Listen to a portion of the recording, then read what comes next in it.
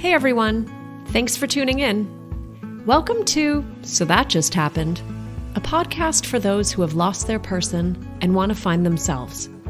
I'm Carly Cooper, a single mom, widow, coach, author, and chronic truth seeker. My superpower is finding the funny, the hope, and the silver lining in any shit situation. This podcast is for the purpose of education only and is not a replacement for therapy. If you need additional support, please seek out a trained professional for help with your specific situation. Let's get to it, shall we? I'm just going to start off by saying that life after trauma can be a total mindfuck. I have always been a deep thinker, an overanalyzer, and someone who spends a tremendous amount of time up in her head. It can be incredibly exhausting and very anxiety-producing. But since experiencing the traumatic death of my husband, the nonsensical shit that goes through my mind and the places I go with my thoughts, let's just say if I could get frequent flyer points for every story I created in my head, I'd be able to fly across the world weekly for free for the rest of my life in first class. Now, I'm not saying my thoughts are dark or morbid, and they're not self-deprecating. I actually love who I am and think quite highly of myself. What I'm referring to here are the conflicts I create, the stories I make up, the subtext I read into. This isn't necessarily new territory for me. I guess it just feels next level. And I know from being a life coach and a mindset coach and working with hundreds of clients for over 16 years, creating and believing the stories we tell ourselves is an ongoing struggle for many people. But I find since experiencing such a great loss, the fears I face are different. They're no longer about me not being good enough or getting enough clients or feeling unworthy and undeserving of good things. Now my fears are about losing those I love and experiencing the insufferable pain again. Feeling the need to control others and situations to try and prevent anything bad from happening again. Working tirelessly to protect my energy and inner peace in fear of going back into that dark emotional hole I worked so hard to claw my way out of. I guess I just swapped out the things I worry about now, and they feel more important than they used to. But it's all relative, I guess. I'm an incredibly self-aware person, and I've done over 30 years of personal development and a tremendous amount of work to rewire my brain. So I can catch myself pretty quickly when I notice I'm starting to fall down the rabbit hole of overthinking. And then I can course correct. But I'm a flawed human and I still get sucked under from time to time. So here's the thing. We're all hardwired to feel fear. Anytime you feel emotionally or physically threatened, whether you're in actual danger or not, your body and mind will trigger the fight or flight response to prepare you. This response happens whether you're actually being chased by a bear or you're stuck in traffic and have 3 minutes to get to an important meeting. This response can even happen when you just think about everything you have to tackle in a day. The occasional fight or flight response is a good thing. It protects you from real danger. But most people live in a chronic state of stress, worry, and anxiety. They sweat the small stuff every day. And 9.5 times out of 10, these worries are only fabrications created in their mind. Now, this is actually good news because it means you have the power to change things. You can learn how to have more control over your mind and the thoughts that creep in. Every day, our brains process about 70,000 thoughts, so it's impossible to stop them from coming in, and you can't begin to control the first thought you have, which, if you're like most people, will be negative or fear-based. But you can control the second thought. You can take a pause and choose to think differently. That's the work, the ninja mindset tricks that can change the game for you. Okay, so here's how this has been presenting for me lately. Remember, the fears that are running on loop in the background of my brain are feeling worried at the first sign of other people's unhappiness or discomfort, and the fear that I will slip back into my own dark emotional place again.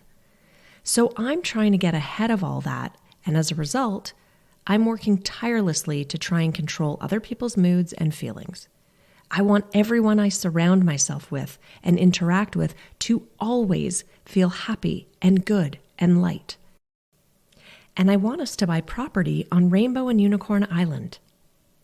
Now, before you stage an intervention, I'm well aware of how ridiculous this all sounds.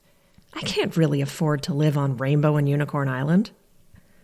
I know logically that expecting everyone to always feel happy and good is impossible. And that, as hard as I try, I can't control other people. But fear often trumps logic. So in these moments, when I'm feeling extra sensitive or triggered, and I receive a text or hear a tone of voice that doesn't quite land the way I want, I read into it, and I interpret it through that lens of negativity, self-doubt, or insecurity. Now, I'm also a very intuitive and deep-feeling person, so I know sometimes I'm reading or hearing things and interpreting them in the correct way in which they are intended. And if that's the case, I will always advocate for myself if I feel like it's undeserving or uncalled for, and I'm speaking up. But I'm discovering that many times I get it wrong. I may think there's a negative tone or attitude when there isn't, and I take responsibility for that. I've also learned that instead of assuming or reacting or ruminating, which gives me anxiety if I'm not sure about something, and I need clarification, I just ask. Because unlike Tom Cruise's character in A Few Good Men, I can handle the truth, and it's better for my well-being and mental state to know exactly what I'm dealing with. So let me break this down for you. A text is just a text. An event or a situation is just an event or a situation. It is what it is without any kind of emotion attached to it. But then we swoop in, have thoughts and emotions about it, and interpret it. And these thoughts and interpretations are going to cause you to have one of three reactions. The reaction will either be positive, negative, or neutral. So much of how we interpret and react to things is based on our life history, our personality, our upbringing, the beliefs that were instilled in us by our parents, teachers, friends, religion, culture, and society. Everything plays a part, so don't be too hard on yourself if you're struggling. It takes a lot of self-awareness, a determination to want to do the work to change things, and the willingness to feel and revisit the really tough stuff. So let's talk for a minute about our thoughts. The thoughts you think influence how you feel and then behave. If most of your thoughts are negative or fear-based, you're going to stay stuck feeling negative emotions and behaving in a way you're not proud of. I want to share how I allowed one of my teacher's comments that was said to me over 25 years ago to stop me from using my voice to express myself. When I was in my 20s, I enrolled in a copywriting course. I handed in a piece of copy to my teacher that I felt really proud of. I was confident that I was going to get a great mark and glowing comments. Cue the blind side. When she handed back the assignment, I read her comment and felt like I had been punched in the gut. All it said was, "Carly, did you even try?" Forget the fact that she was a piece of shit, terrible human and teacher, but that comment derailed me for years and was one of the main reasons that I struggled for so long to grow my business or share my thoughts and beliefs about things. Anytime I had to write marketing copy, I was terrified to really express myself because I was so afraid of being criticized or judged. I hid behind my computer playing it safe and small because I allowed my limiting thoughts and beliefs and self-doubt to control me. I convinced myself that I had nothing valuable to share, and I sought outside approval and validation because I never fully trusted myself anymore to be able to discern if something was good enough. If I was good enough. To be honest, I still feel this every time I create a new podcast. I have no idea how they're going to land. Even though I'm a lot more confident in my own skin now, I still get trapped in this vicious cycle of allowing my thoughts and emotions to control my actions or reactions. Maybe you felt this way too. Have you ever talked yourself out of creating something new?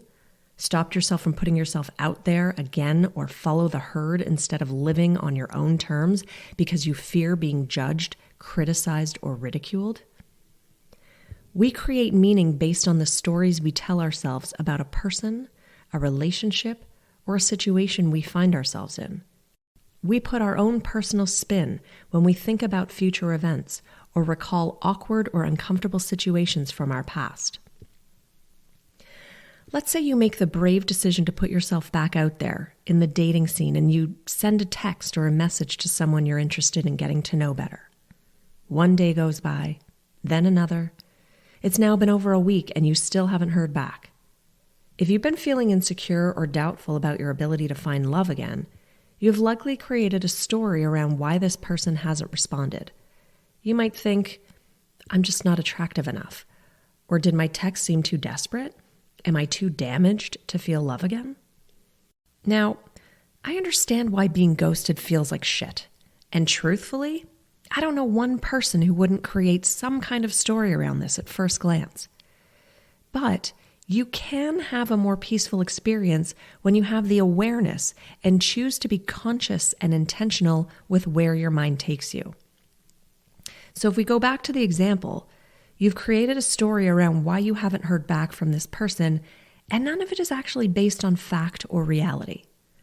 But when you dwell on it long enough, it feels very real. The thing is, when you make up stories, you create and feed your doubt. You give yourself reasons to worry, things to obsess over, and cause to feel miserable. In order to stop the stories from negatively impacting your emotions and behavior, you must seek the truth from the actual source. In this case, you could send another text to the person and ask if he or she received your first text. Now, you want to do this in a cool, non-desperate, or needy way. For all you know, maybe they were about to text back and had every intention of replying, but life happened and they just simply forgot. If they ghost you a second time, well, they're not your people anyway and not worth another second of your time. It may sting a bit, but I believe it's still good information to have. It gives you closure to move on. Whatever is in your head is a story. Once you become aware that you're telling yourself a bunch of lies, you have the option to continue telling it, find the truth, or let it go if you decide it's not for you anymore. I want to share with you the crooked thinking patterns that contribute to our negative outlook, anxiety, worry, fear, anger, and guilt.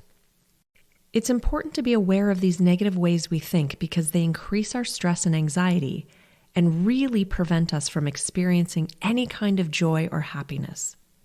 As I go through these crooked thinking patterns, feel what resonates with you. Which of these thought patterns do you experience on a regular basis? This isn't about judging or shaming yourself. We all do it and fall into at least one, if not many, of these patterns.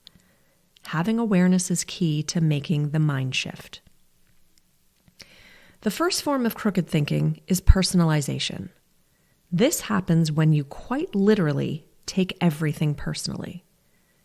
Someone who experiences this kind of thinking will also compare themselves to others. They hold themselves responsible for things that really have nothing to do with them at all. For example, if your friend, child, or someone you're in a relationship with is in a bad mood, you automatically default to thinking, what did I do to make him or her feel this way? So here's the fix. Ask yourself, does this really have anything to do with me? And if it doesn't, let the thought go and move on. If you are responsible in some way, have a conversation with this person, clear the air, and then move forward. The next form of crooked thinking is magnification. This thinking habit occurs when you exaggerate or catastrophize an event or situation. Basically, you blow things way out of proportion. An example of this may be if you find yourself currently single after losing a significant other, and you convince yourself that you're going to be alone for the rest of your life. The fix. Ask yourself, what's the actual reality of this situation? If you're too emotional to think rationally or objectively, ask a trusted third-party, emotionally unattached person who can listen to your situation and give you an objective viewpoint. The next form of crooked thinking is all or nothing. This kind of thought pattern is all about seeing things in black or white, right or wrong, good or bad. There's no middle ground. You're either smart or stupid, worthy or worthless. The future is either bright or all things are going to hell. All or nothing thinkers see things in extremes. So here's the fix. All or nothing thinkers find more peace of mind when they can learn to live in the gray. They can find the silver lining and they look for growth opportunities and lessons during the hardships. The next form of crooked thinking is mind reading. This happens when you assume to know what someone else is thinking or what they need or want. For example, a family member might think that another family member is holding a grudge against them, but doesn't actually bother to ask or find out the truth. This goes back to figuring out what stories we tell ourselves when we create a story around what we think someone feels about us. Here's the fix. Find out the truth from the people involved, even if you think the truth is going to hurt. From my experience, the pain of the actual truth hurts much less than the false truth I'm going to create. We can definitely be our own worst enemies here. The next form of crooked thinking is focusing only on the negative and filtering. This is a glass half empty kind of thinker. They pick out a single negative detail of an event or situation, magnify it, and dwell on it until their view of this event becomes distorted. They discount anything positive that may have occurred. Here's the fix. Look for the positive or silver lining in every situation. It may be small at times, but there's always something there if you're determined to find it. The next form of crooked thinking is should thinking. People who engage in this kind of thought pattern set unrealistic expectations of themselves or others. Perfectionism also falls in this category, and it's a recipe for failure, anxiety, and misery. Should statements include, I should work out more. I should be more successful at this stage of my life. I should weigh this much in order to be more attractive. These kinds of statements make us feel shame, guilt, and that we're not good enough. Here's the fix. Set realistic goals and expectations for yourself and towards others. The next form of crooked thinking is blaming. When a person engages in blame thinking, they hold other people or external circumstances responsible for their emotional pain or hardship. They take no ownership of their role in their outcome. For example, when someone says, "Stop making me feel guilty," they fail to realize that nobody can make them feel anything. Only we have control over our emotions and reactions. Another form of blame thinking is when someone blames themselves for every problem, even things they can't control. They assume that everything is their fault. Here's the fix. Look at the role you're playing when it comes to your feelings. If you're not happy with the results you're getting, ask yourself, what can I do to make this better? When you blame yourself for things that are out of your control, ask, is this really happening because of something I did? The last form of crooked thinking is overgeneralizing. In this thinking distortion, a person comes to a general conclusion based on a single incident or a single piece of evidence. In other words, if something bad happens just once, they see this as their pattern for life. For example, if you're typically a calm and cool parent, but on one particular day, all your buttons were being pushed and you yelled at your child and made him or her cry, if you're an overgeneralizing thinker, you'd conclude that you're a horrible parent and you've damaged your child for life. Here's the fix. Take things one incident at a time. Learn from your mistake, forgive yourself, and move on. So, do you recognize yourself in any of these crooked thinking patterns? Are you creating stories and believing them? Can you see how you're contributing to your own pain and suffering? I hope what I shared here sheds some light, and that this new awareness allows you to create a different story for this next chapter in your life. One where you live happily ever after on Rainbow and Unicorn Island. Bye for now. All right, my friends.